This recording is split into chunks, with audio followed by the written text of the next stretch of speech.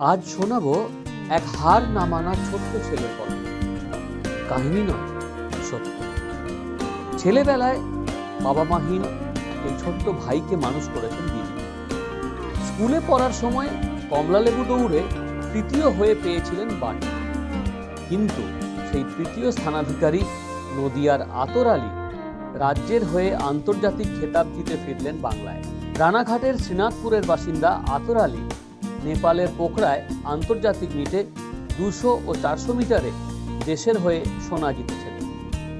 তীব্র দারিদ্র্যের কঠিন লড়াইকে পরাস্ত করে আতর বুঝিয়ে দিচ্ছেন অদম্য ইচ্ছা ও অধ্যাবসায় সবচেয়ে গুরুত্বপূর্ণ। অবশ্য আতরের পাশে দাঁড়িয়েছে প্রশাসনের সহৃদয় অফিসার ও স্থানীয় নেতারা। আর আতর আলী ভেসে যাননি আবেগে।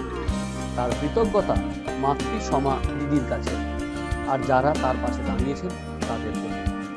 স্বপ্ন দেখছেন আরো এগিয়ে চলার, বাংলার নাম উজ্জ্বল করার। আমার সঙ্গে ছিল নেপাল ছিল, ভুটান ছিল, কাজাকিস্তান ছিল, আরো দুটো কান্ট্রি ছিল, আমি ঠিক নামগুলো ভুলে গেছি। যখন তোমাকে প্রথমেই 400 না তোমার আর একটা যেটাই পেয়েছো গোল্ড সেটা 200, তাই তো? হ্যাঁ। তো সেই 200টা আগে হয়েছে না 400টা?